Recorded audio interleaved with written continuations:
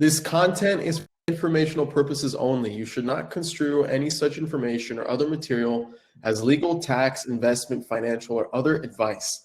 Nothing contained on here constitutes a solicitation, recommendation, endorsement, or offer by Draper Goren Holm or any third-party service provider to buy or sell any securities or other financial instruments whatsoever. And you can catch the recording of this episode of Blockchain of Booze on our media partners channel, Blockchain Radio, and on Draper Goren Holm's YouTube channel. And without further ado, today's topic is all about the cannabis industry. And I think we're also going to dive into the psychedelic side of things with recent news and headlines of Oregon. What was it? Oregon allowing it? Josh, you're the lawyer here. What was the headline in Oregon? And I see Lake Oswego's in the house here with Chad Martin also. So Oregon approved in this last election a rather sweeping legal change for a number of scheduled substances that effectively treats them as a medical issue as opposed to a criminal issue or tries to. The psilocybin mushrooms in particular, and I agree with this 1,000,000%, are viewed upon as a clinical treatment really for post-traumatic stress disorder and treatment-resistant depression. And there's, a wealth of lab, clinical evidence on that front that has been gathered over, decades really. So they're moving that way. California has announced an intent to go in that direction, or at least put it on the ballot. And of course, the Canadians are a little bit ahead of us also, although not all the way legal there, although certainly they've got more companies that are pushing this. And while it is not investment advice, I will point out the psychedelic space has been doing very well for those who have been putting attention on it. Cool. So cannabis, psychedelics, all that fun stuff. Josh, why don't you go ahead and introduce yourself? And then Patrick, go ahead and introduce yourself as well right afterwards, and kind of tell us what your role is in the blockchain space and the cannabis industry, and how you kind of got started where you are right now. Sure. So I'm Josh Lawler. We have a law firm, Zuber Lawler. We're about 40 attorneys. We're in LA, New York, Chicago, Silicon Valley, and now Phoenix as of about 2 months ago. And we're all ex-big firm folks. I kind of grew up in kind of a large mega firm, Skadden Arps, doing mergers and acquisitions in finance. And always been something of a futurist. My partner, Tom Zuber, decided to open the new firm with 2 guys in a kitchen and no clients. He asked me if I'd like to go from Skadden to that environment. I told him he was out of his tree, but I did recommend the first client. And that was a $1,000 retainer for a deal done outside of a coffee bean and tea leaf. So you could say we've come some distance, which is kind of nice. After I left Skadden and got to the firm, I picked up intellectual property as a practice area also, and I've always been something of a futurist. So I've really had an eye on many things, but blockchain amongst them, since fairly early on. And for anybody who's looking for trivia, the 2 stupidest words that I've ever said are the words tulip bulbs, which I said to Brock Pierce and Bill Quigley in 2011. We know how that worked out for everybody involved. So in any case, ICO mania hit in 2017. That's squarely in securities law world. And being already aware of blockchain, I started looking at things and largely stayed out of the mix for the ICOs because I was pretty sure people were going to go to jail. I still am questioning that a little bit. But once folks would start looking at things and understanding securities law was involved, we started picking up clients. At the same time, I started trading crypto and reading a lot of white papers. And it turned out that I just have a giant mental itch for the whole topic and do a lot in terms of business modeling and tokenomics and, along with the legal and the regulatory stuff as well, doing a lot of work with NFTs now also. On a parallel track, and don't ask me how this happened, when we started the firm, we have a friend, still a client, who opened 2 of the earliest California dispensaries in Santa Monica and Venice. And at the time, there were no attorneys who were working with any of these guys other than the criminal guys who had taken on the licensing role. So he needed to get some finance work done, just a promissory note. But since we were guys who knew how to do that, and we weren't constrained by being in a big firm anymore and all that kind of junk. We started doing some of that basic finance for the dispensary folks, and kind of word got around. And when California went rec legal, yes, Josh is a lawyer to answer buying kick token PM me. When California went legal, we decided we'd like to be on the right side of history, and made some comments about Joseph Kennedy and how that worked out for those guys, and really dived in. And for a while, we were really the only high-end firm who was pushing this stuff at all. And that's changed a little bit, but we're still very involved, and we're really the only ones who can say we've been in the space for 13 or 14 years. For whatever reason, on the psychedelic front, because it's a scheduled substance, a lot of people assume it's pretty much the same animal. It's really not at all. But there are parallels, of course, and because we're involved, we have a lot of that just coming into us. And I've been doing a lot of speaking for the Canadian Stock Exchange about psychedelics in the capital markets and all those types of things. So that's a very long way of saying somehow I ended up being the cannabis psychedelics blockchain guy for law, and it is a lot of fun. Cool. Nice. Thanks for being here, Patrick. Well, Josh, those are all very impressive. Let's see if hopefully I can meet some of those standards. So I actually also started off as a corporate lawyer at a big firm called Wilson Sonsini, based here in Palo Alto. And a few years ago, I have this, similar to Josh probably, this intellectual itch, or actually let's call it a extreme adversity to stupidity. So what I mean by that is I had friends in cannabis, they're growing, and they're telling me they can't get bank accounts. And so what I realized was like, well, wait a minute, I know banks that do this. Why aren't they doing this? Or why aren't more banks doing this? And the deeper I went down the rabbit hole, the more I realized that it's not about purely just legalization. It's really about, can we create an environment where the regulators, the bank lawyers, the compliance groups, can everyone get comfortable with the data and an audit trail, fundamentally. And so at Athena Pay, what we did is we created software to work with cannabis companies so that we can build an audit trail, very clearly a very basic use case for blockchain, and keep our overseers very, shall we say, satisfied. Because fundamentally, we just want to make sure we're complying with federal law, FinCEN guidelines, and all the little idiosyncratic issues that every bank has. Because although all banks, I thought when I first came to this industry, all banks were the same.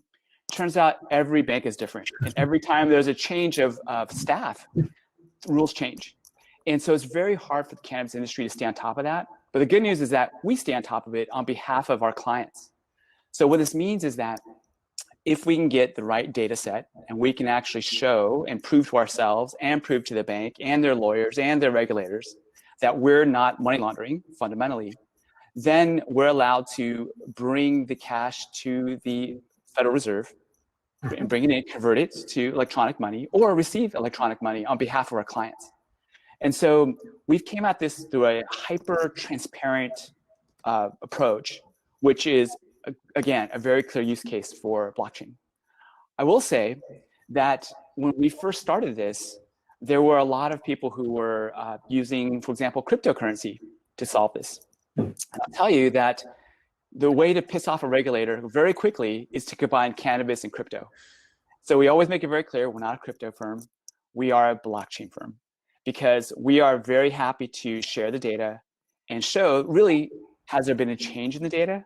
Where is the data coming from? How can we audit it very quickly and easily? So what we did, though, is in addition to our technology, we actually did register as a money service business. So because we touch the money, we as a firm also have first level responsibility to make sure, just like a bank does, to not money launder. So we're doing our own suspicious activity reports. We do all the filings. We act and do everything in conjunction with our bank. So at a high level, it's all about compliance. And that's where, again, blockchain is perfect. So actually, take me more through that data that you collect. Like what kind of data are you actually collecting and presenting to these regulators, lawmakers, all the important people that you're working with? So it starts at a high level with financial data. So we want to see, how is a cannabis firm generating money? right? Because if there is, so I'll give you an example. There are a lot of folks who have, and Josh is probably familiar with this, they have legacy cash. They have cash that was generated prior to 2018, before recreational cannabis was legalized in California. Well, guess what? That legacy cash needs to stay out of the banking system. That just, it will not be allowed to come in. So since we've been in business, we've been offered over $700 million in cash, which is a lot of money, but money we can't ever touch. So give you a sense. So if someone comes to us and says, oh, we do $1 million a month, right? And suddenly they want to drop off $10 million, something is out of whack. That's a very basic one, right? But we also look at things like the metric data, which is a seed to sale program that California has adopted. And that's really a product tracking mechanism where you can follow physical inventory from the actual planting of the seed all the way to the point where it's been used for oil or some sort of other extract, to the inclusion as part of a product, all the way to the sale to retail level. So we can see all that, and what we do is we create our own data graph to make sure that we're following things properly, and just to make sure that if there are any changes, that we can actually observe those changes. Because what happens is that a lot of times, not a lot, the people who really want to game the system, I think Josh knows this, what you can do is you can actually change the metric data. There is a way to do it. People don't always know how to do it, but if you're an engineer, you can figure it out. Well, the problem is if you set your metric data to, let's say, 100, right? Maybe 100 kilograms. And later on, you change it to 1,000. At the time that the bank reviews the transaction, they may not know it. They might not know the change. They just see the old input. And then once it's changed, then that actually frees up the cannabis firm, for example, to create more waste, which will allow more cannabis to be sold out the back door, for example, to generate more cash. So it's basically what we're doing is we're collecting and cross-validating financial data with product data at a high level. Got you. And making that whole entire process more transparent to, Absolutely. Okay, got you. Super, super interesting stuff. So I kind of want to talk about more of the product development side of cannabis and even psychedelics, right? Because Patrick, you were talking all these touch points, right? From growing the seed to harvesting the seed to taking out whatever, the leaves and trimming them and et cetera, right? How do you actually ensure product quality and product transparency, right? Because obviously you record every single one of these touch points, right? And whether it be on a private blockchain or a public blockchain, typically private, if I'm not mistaken. Would it be a private blockchain? Okay. How do you ensure that the product isn't actually being tampered with on the other end, right? And because you're actually having humans at the end of the day manage these products, distribute them. So how can you ensure that they're actually not being tampered with? Right. Look, I'll give you our opinion, but I'd also love to hear Josh's as well. Yeah. I mean, what we're only good for is for the data we receive. So we're looking at the lab tests that go through the system.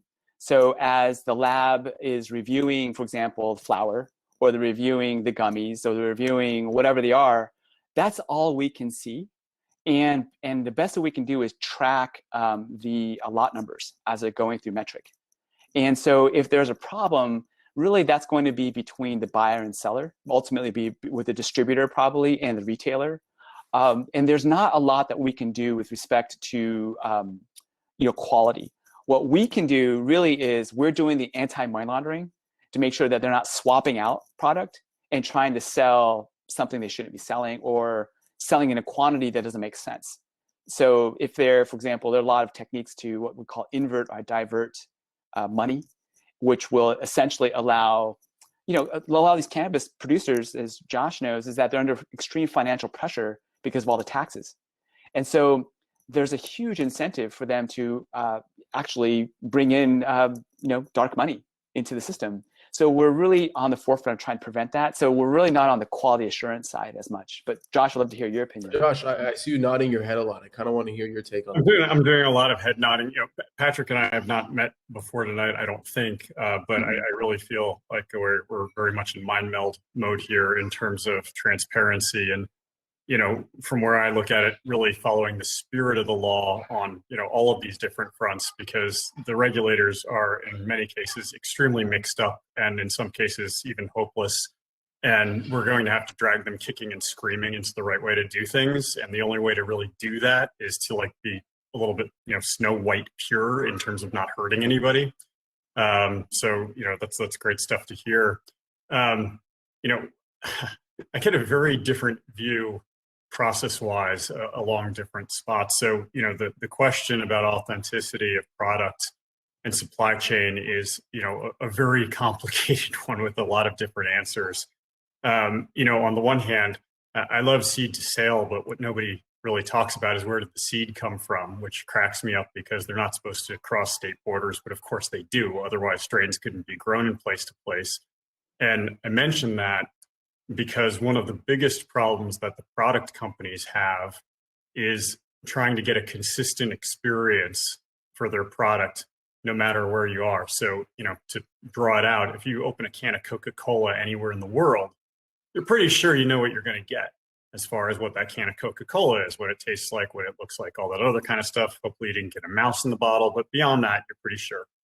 On the cannabis front, it's not even close to that.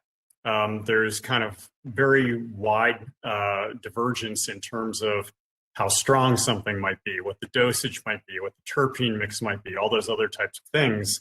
So, in addition to, the THC active ingredient, which can't cross borders, there's a lot of attention put on other things that can cross borders, along with packaging, to kind of make sure that there's some level of quality control. Now, against that, in terms of verifying authenticity, and definitely a blockchain use case, is, labeling that is tied to, authenticity on a per unit basis. And somebody mentioned, Ryan Cooper mentioned RFID chips on marijuana packaging. One of our clients is VChain. They've got a great solution for this type of thing. Chroma, who's been working with Ease, has got, another one. And that's going to become pretty much standard pretty quickly, I think. You're not going to actually have any packaged goods that don't have their own unique identifier. To okay, right.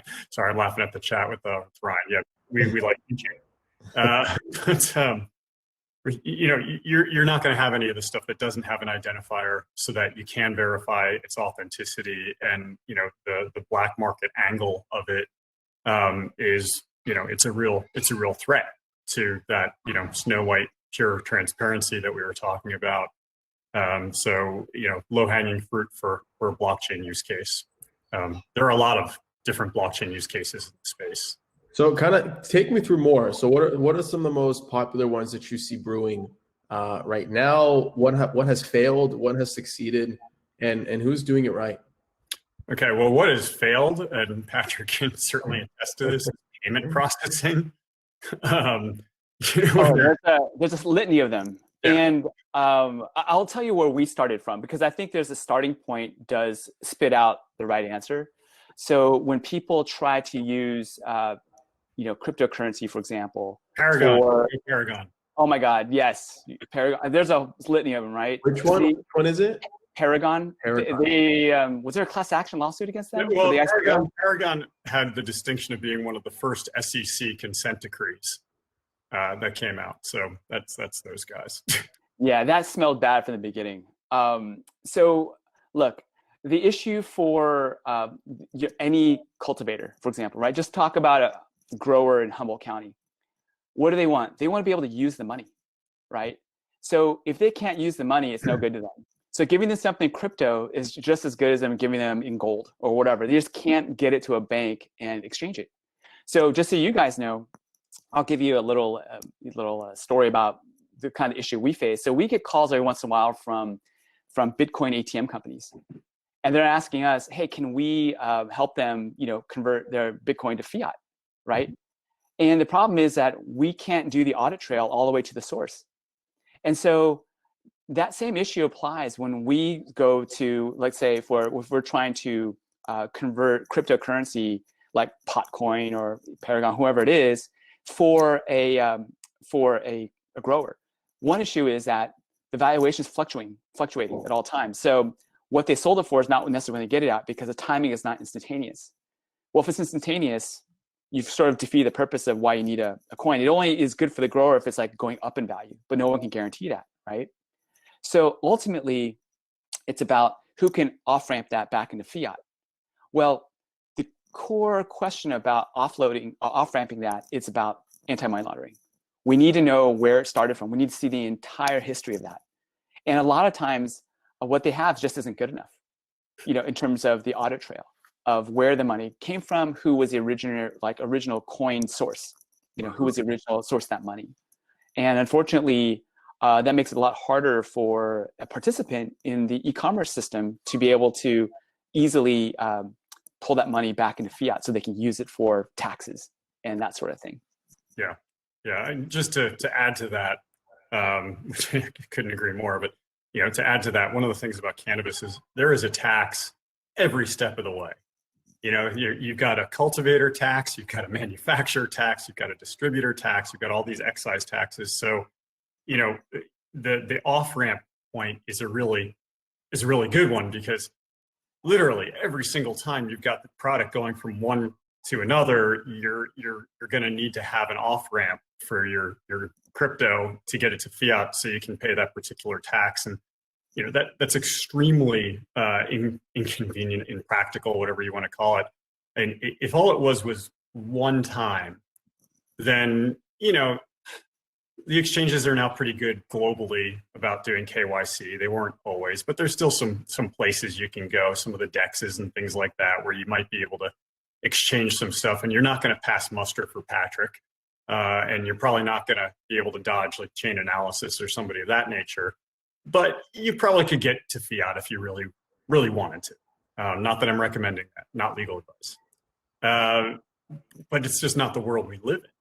Each step has a tax. It's just like nobody's going to be able to do it. Even if you can do it technically, you can't really do it. So how would that look like more on the federal level now? So now we have the MORE Act being kind of reviewed by, the House of Representatives this week, if not today, tomorrow, right? How would that kind of look like?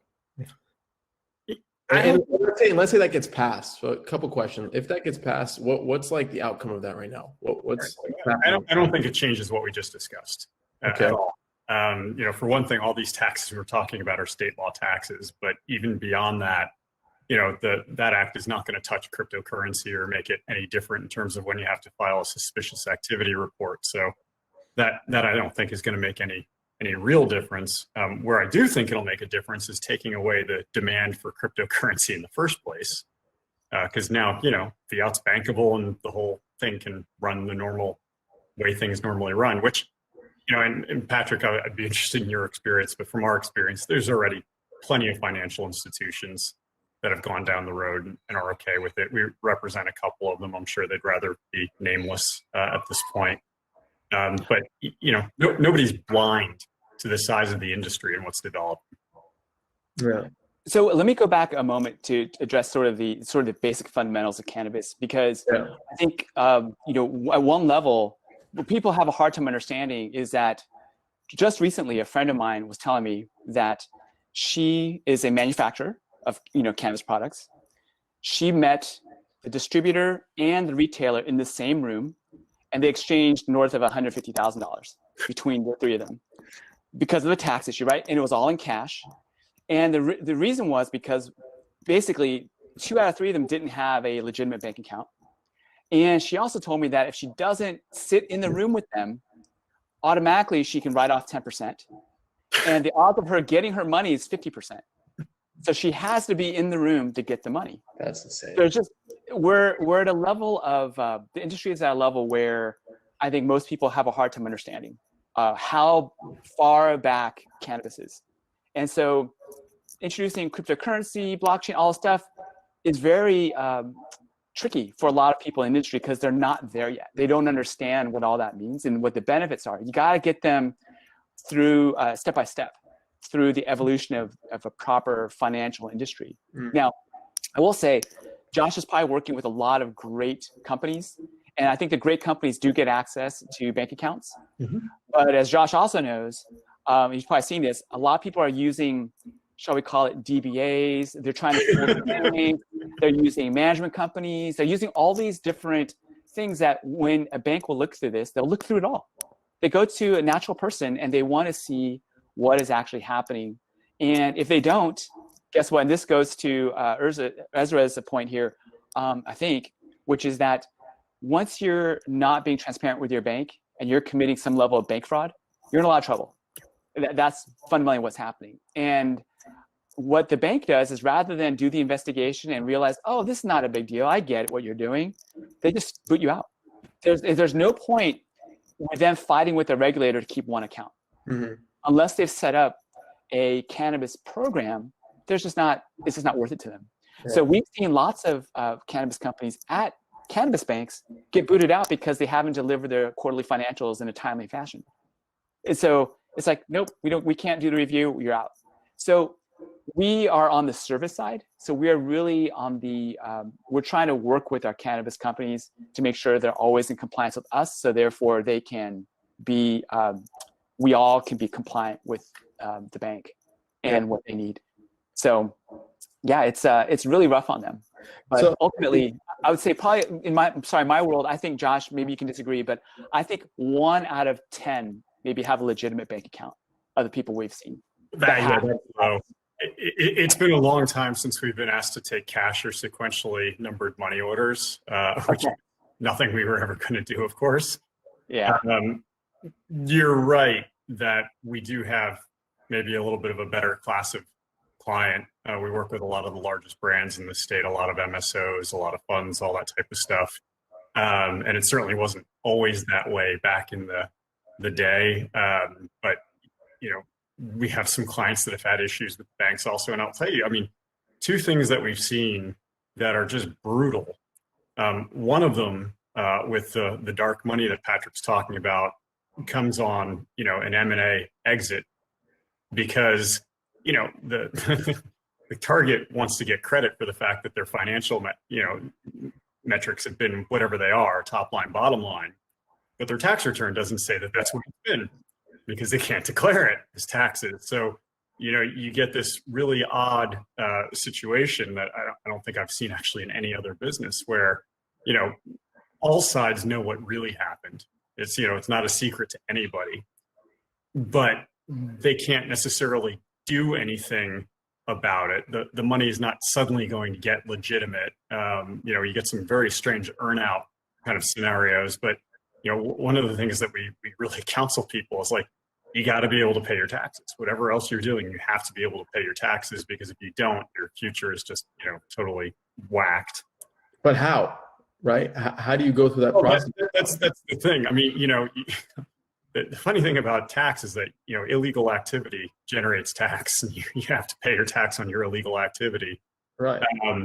You know, if you don't have a bank account, you know, I think Patrick would have better ideas than I have. I've heard of people literally driving armored trucks up to deposit. You know, but it has to happen, and you know that might be one of the reasons why our Congress might, you know, get ourselves some banking services, because frankly it makes it a pain in the butt for them to collect money, not to have it. The other thing that we've seen is a lot of people who, when doing the DBA thing or the individual thing, have really screwed themselves from a personal liability standpoint, because, you know, there is bank fraud. Fraud is the F word, you know, that cuts through any limited liability entity thing. And, you know, we've had clients who try to explain to the IRS how, you know, there were several different accounts and none of them counted, and some money disappeared from one of them. Go figure. I mean, it's just, it's a mess. So, you know, yeah, it's a big deal. Oh, there is no legit way. There is no standard cut way. It's basically going and beating around the bush, is what you're saying. Yeah, you know, honestly, this is one of the reasons I like the industry, is it leaves a lot of room for creativity on the lawyer front. So we can come up with some harebrained scheme to try to figure out how to legally do something. Right. But it's what it is. Well, you know, also, I think the other side of it too is that when you've got these, you know, these tax payments that are out there, and you've got people who are struggling to pay them, but want to pay them, but then they're also declaring like really let's put it this way. So Josh, I'm going to defer to you on this, but I've been told that the 280E, if people don't know what 280E is, it's basically what Josh is referring to. Under the Internal Revenue Code, you're only allowed to deduct the cost of goods sold against revenue for your illegal activity. So that's all, but you can't deduct any other sort of standard deductions. So therefore, when you actually add it all up, I've been told this is roughly a 10% tax just off the top. No, it's worse. I can do it. Is it worse than 10%? Okay. Yeah, it depends where you are business wise, but think of yourself if you're a dispensary. Right. Every product you buy is illegal. So, you can't deduct your expenses from any of that. You're basically paying tax on your gross instead of on your net, which is crazy. The further back you go, the cultivation's got a little bit less of an issue. Manufacturing's kind of in the middle. But the other thing that's happened here is there's been some really amazing, legal action in terms of different ways that people try to avoid this by bleeding money out of the licensed company. That in itself is, it's another thing where there's a lot of very fine lines that we're walking because there's no choice. And my bigger point too is that because of this, we've actually seen a lot of really first-class CFOs from very great firms come and try to enter this business. But because they have to sign a tax return, they don't do it. They quit because they have to either audit their cash every month, which is always somehow they always lose 5%. Someone's walking out with wads of money because they can't control it all the time. And then also you've got these double books. So who's going to put their name on the tax return, right? And so rather than deal with that, they bail. So it's a really tough situation for the cannabis industry, but it is it's the business we're in. Otherwise, why be in it, right? There's got to be a reason. Yeah, and just to go back on the MORE Act, just because it's one of the most relevant things happening right now. So will that kind of alter that whole entire process? I didn't go in depth into the MORE Act. I feel like, Josh, you have more of a hand around this. So that will kind of alter that whole entire process, right?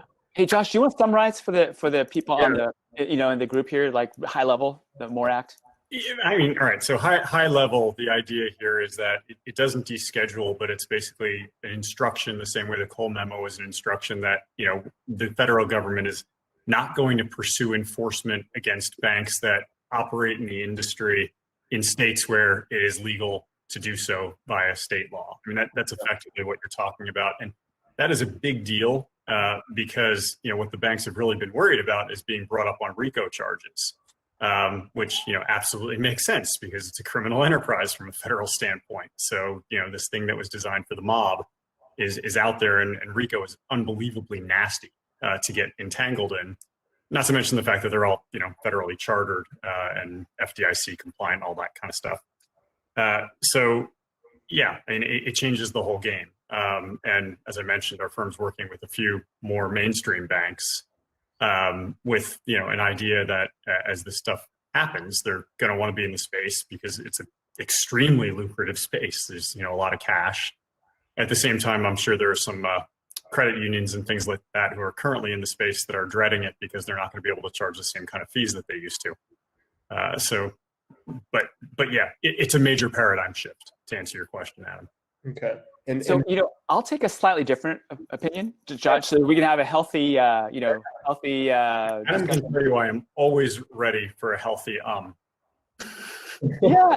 So, our take on this, and this is, with our bank partners and how we sort of sat down, we look at, sort of the fundamentals of it. So let's say, I've been hearing, maybe Josh may know differently, but I've been hearing that the feds are going to want their tax. So no matter what happens, like they're going to either get it through 280E or they're going to do some sort of federal excise tax. Then you add up all the tax at the state, county, city level, right? And now what you got is you've got a massive difference between the fair market value of a fully taxed cannabis product versus the black market. It can be 40 to 50% different. Well, guess what? When you have that kind of tax pressure, then you've got a problem with these cannabis companies who are really struggling to make money now have a big incentive not to, for example, destroy a product that didn't pass the lab test, right? When a lot goes down, when a lot is rejected, they're required to destroy it and certify that. Well, they're happy to write that letter up, but did they really do it? Or do they leave it on the back porch and someone combined just drop off a bag of money, right, for their leftover product? So we don't know, right? We don't know. The point is that all these banks are nervous about not having the proper compliance procedures in place to review all that. So all the stuff, the MORE Act, the States Act, the Safe Banking Act, all this stuff really, I think, are baby steps, but it's not going to open the door to a ton of banks, but I think a few banks that were on the fence will come into the business. But these banks are still going to be subject to concentration issues, meaning that they're not allowed to have too many high-risk clients, nor have too many deposits that are from high-risk deposits. Yeah. I mean, that's my opinion. What do you think, Josh? So, I mean, I think that's absolutely right at a certain level. But, what do you say about a bank that's dealing with a loan to a private equity group that's purchasing portfolio companies in the space? That's something where the MORE Act actually will make a gigantic difference in a lot of what we see. And again, it's higher level. It's not the dollar that's going to purchase the product at the dispensary, but it is a big deal because it makes a level of capital formation that's not otherwise available possible, which is really what drives the industry in general. So, from that perspective, I think it's going to be a very big difference. In terms of, the question about generally speaking, if something fails a test, the first thing I hear is that they take it to a different lab to test it again. We've heard that too. Yeah. They do get different answers. But the folks that, I'm sure somebody's doing that. I don't hear about it from our guys.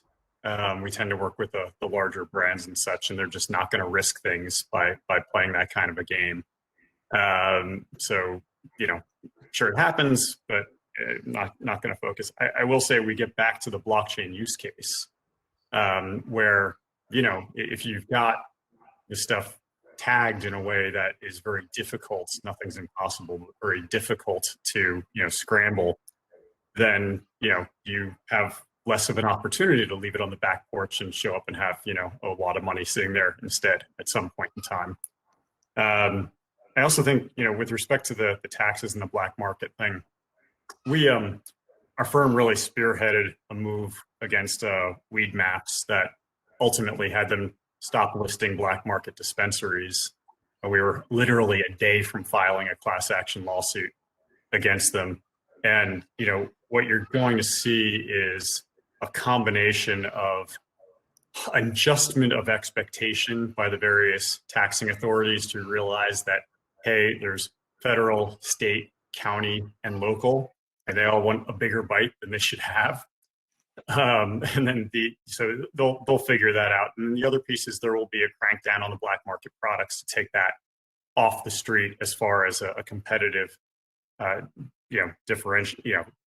competitor. One thing that happened last year that was very interesting was, the issue with vapes. And there were a lot of products where, it was not a licensed product. In some cases, they were counterfeit products, and you had people dying. And for a moment that, we represent Central Coast Agriculture, they make raw gardens, with the biggest vape company in the state. And trust me when I say there was a little bit of angst over what was going to happen and whether Gavin Newsom was going to put something down that just made it illegal, period. And, lo and behold, they tested things out and they found it was something to do with the materials used in the delivery mechanisms. And, that had the opposite effect. Now, all of a sudden, the authentic product, which people can say, okay, this is regulated, people are doing this correctly, became more valuable, which, happens when your other choice is possible death. So, it'll work its way through. All this stuff works its way through sooner or later. Oh, I totally agree. I think that the transition has been from black to gray to white market. And I think that's just gaining more momentum. Mm-hmm. And so hopefully will become less of a problem. Just people wanting to, even consider doing things illegally. I think that's right. And it's one of the best arguments for descheduling. Honestly, you get back to the thing I was mentioning before about consistency of product. And, think about it from the Coca-Cola example. You've got a choice of a few different soft drinks that you can drink. And one of them is, the kind of mystery cola that's, in some kind of mystery can with mystery labeling. And then you've got, a Coca-Cola next to it. And, how cheap does that mystery thing have to be before you're willing to go after that on a relative basis? I mean, now add to the fact that it's a psychoactive substance, and now how cheap does it have to be? I just think this stuff will get worked out of the system. And one of the things about descheduling is as soon as that happens, you're going to see, mainstream large companies, Nestle will probably jump in. We don't represent Nestle, and I don't know that, so don't hold that against me. But I could see it easily. The tobacco companies certainly are chomping at the bit, and most of them have moved heavily into alcohol in the first place. Obviously, Constellation did their deal with Canopy Growth, so that's sitting there waiting to happen. It just changes the entire game so much. Well, let me ask you this. So I've read an article, again, not saying it's the truth, but what I heard is that if Biden wants to schedule, he might take it from Schedule 1 to Schedule 2, and then it'll fall under the regime of the FDA. So Josh, do you have any thoughts on that? Like what that means? Because I think it's not the scheduling where you can buy it off the rack at Safeway, right? For the local grocer, but being under FDA mandate changes the food and beverage piece of it quite a bit in terms of the consumption. If it's treated like tobacco products, all sorts of. It's a new sense of uncertainty for the industry.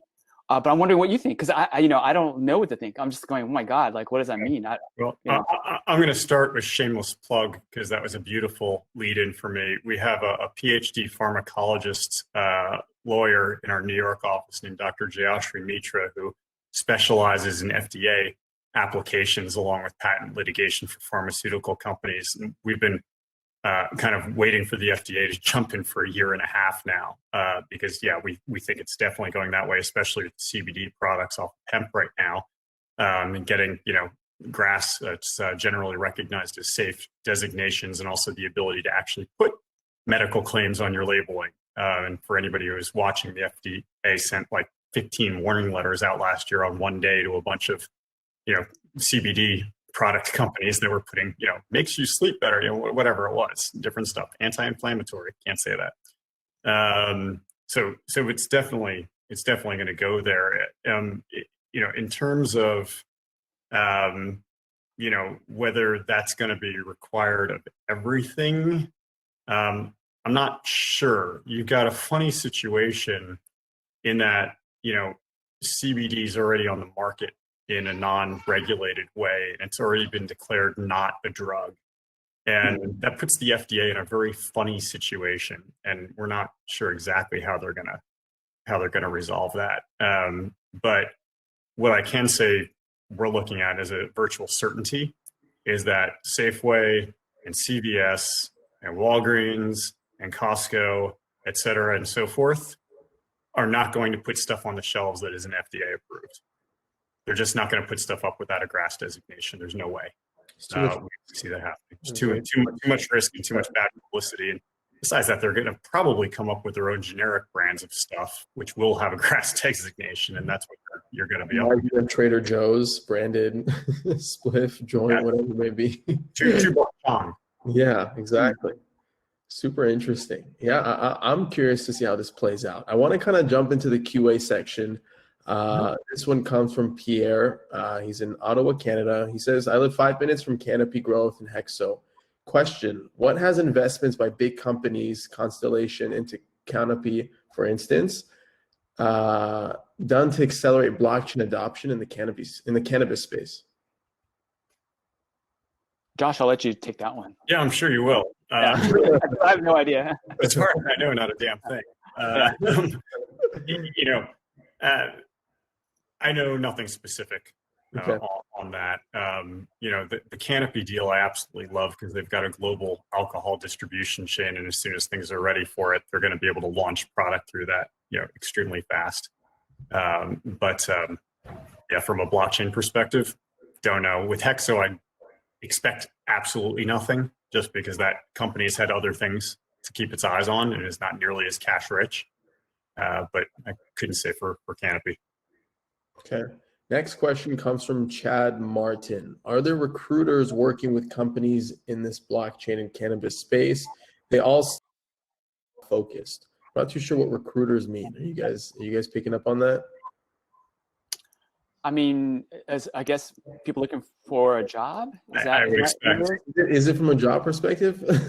Well, well, are you guys hiring? No, I'm kidding. Yeah. I mean, there are recruiters in both spaces. I mean, that's certain. Yeah, I think from what we're seeing, I mean, at least the blockchain side, there just doesn't seem to be. I mean, there are a few companies that are software based that are doing something related to blockchain and cannabis, but we're not talking about, thousands of job openings. They're like 10. A recruiter's really not going to get that involved. I think on that side of it. And by the way, I would also argue that cannabis and blockchain, like, we're not on the cutting edge. We're not trying to be on the cutting edge. We're trying to be a very solid use case and be very easy for the regulators to understand what we're doing, so they know that our audit trail is very clean and very easy to audit, right? So they don't need to hire a forensic accountant to come see our books. That's really the goal. And so I think the true folks who are in blockchain engineering, right, they're looking to push the edge, right? That's not, I think, what's needed for the cannabis industry right now. We're already pushing the edge, right? Because we're doing a lot of stuff that is very, can be slammed down pretty hard. I know before we entered the business, we talked to a lot of friends, and a couple got leaned on pretty hard by the U.S. attorney, right? And they were told, you better shut down or you will go to jail. And they made it very clear, and they weren't joking. So it is a very, I think the big banks are protected, right? They've got lots of lawyers and working with regulators. But anyone who's trying to innovate in the space has to be very careful about what lines they're willing to go up against, because my recommendation is don't get too close to the edge. Yeah, I think that's particularly true in payments, which is where Patrick is. I think that supply chain, as we were talking about before, for example, has got a little bit more room for people to wiggle, to be innovative, because again, that becomes about accuracy and transparency, and blockchain is a spectacular technology, and I'm happy to chat about that for 5 days if anybody wants to listen to me. So there's more space, but payments are sensitive, and it goes back to what Patrick was saying at the beginning. It's just there's so much fear about money laundering, so much fear about illegal activity, and the regulators are kind of spooked from both directions, from both the blockchain direction and a cannabis direction. Yeah, jumping into the COVID side of things now, how has COVID impacted the cannabis space, psychedelics space, and also your own individual businesses? I'm willing to go first in this one, Josh, if you like. We're seeing actually a lot of folks making more money than they did last year. They're actually doing really well. And what we're also seeing, though, is that through unfortunately, some of the riots and those things like that, people, they were robbed, and it was a lot of chaos, and they lost a lot of money. So there's a big push to try to electronify, if you will, make electronic their money in some way. And that's where we're stepping in and helping. But, when we look at some of our initiatives, I'll tell you, we're actually deeply involved in the social equity side. So these are folks from the Black and Brown communities who are not able to even get a license, but once they do, they get a special one under social equity for the underrepresented communities. And so what we realize is that distributors have a hard time actually paying them because they can't get bank accounts. So we're really trying to help make that process more smooth, because the faster that they can get their money, the faster they can spend it and turn it over to make more product. So anyway, so we're seeing a lot of, increase in revenue from our clients, but we're also seeing more risks as well. Okay. Josh? I'm not sure that what I'm seeing is any different than what the rest of the country is seeing in a lot of different aspects of things. COVID hasn't slowed our practice down whatsoever. If anything, we're more efficient than we were before because we've been forced to be. And a lot of stuff we thought we needed, we didn't actually need, it turns out. There's almost a level of COVID guilt, to be honest, because we shouldn't be having it as well as we have it, quite honestly. As far as the cannabis industry goes, I think maybe it's affecting some of the cultivators in the sense that a lot of their employees are, very susceptible because they tend to congregate, if you will. Not as much in cannabis, but other agriculture, the migrant farm workers are an especially vulnerable population based on the way they travel and the way they tend to be sheltered, housing wise sheltered, not metaphorically speaking. So that's going to have some level of an effect. Obviously, dispensaries delivery is very big now. It's good time to be ease. But the dispensaries are still moving, things are still going, products are still developing. The MSOs are still applying for licenses. 3 states just went, legal as far as recreational goes. Another shameless plug, we're helping to write the statutes in Arizona for that. That's all moving. And, the momentum behind the cannabis industry at this point is not stopping anytime soon. It's not going to have one of these pauses for adoption the way virtual reality and blockchain has in the disillusionment phase. Like, no, that's done. Companies are moving, and even if they're not making money, they're moving to gain market share. And there's like a serious promise that they will, get money very quickly out of that. And, the stock market's going nuts again, all that kind of good stuff. So, COVID hasn't really stood in the way of that. From the blockchain perspective, DeFi's rocking out, for whatever you want to call DeFi. It's almost like saying that math is rocking out. It's such a variable term, but that's very hot. I think that there is a lot lost in terms of not being able to have the in-person events in the crypto world that maybe isn't hitting the cannabis world quite as hard. From that perspective, things I think are a little bit slower than they have been. NFTs will be interesting. We're focusing on those quite a bit. And NFTs, I think, have an ability to be a real bridge to the mainstream population. We still have to figure out the fiat crypto on-off ramp issue. And the user experiences are still abysmal for anybody who's not in the space. Go to OpenSea, try to figure out how Wax works. And I love Bill Quigley, I really do, but it's hard. But that said, NFTs are great because they're not crypto and they're going to appeal to major companies that have major intellectual property. And period, end of story. That will push it through as a use case. Love it. Actually, next week's topic, NFTs, rareables, and whatnot. So we're gonna have a lot of cool people on there for next week. But anyways, that's all the time we have for today. Josh, Patrick, you guys killed it. Thank you so much for your time. Thanks for being here and spending an evening with us on Blockchain and Booze. Before I let you guys go, why don't you go ahead and tell us where we can find you, your companies, and kind of just learn more about what you're working on. Josh, why don't you go first? Have the honor. Sure.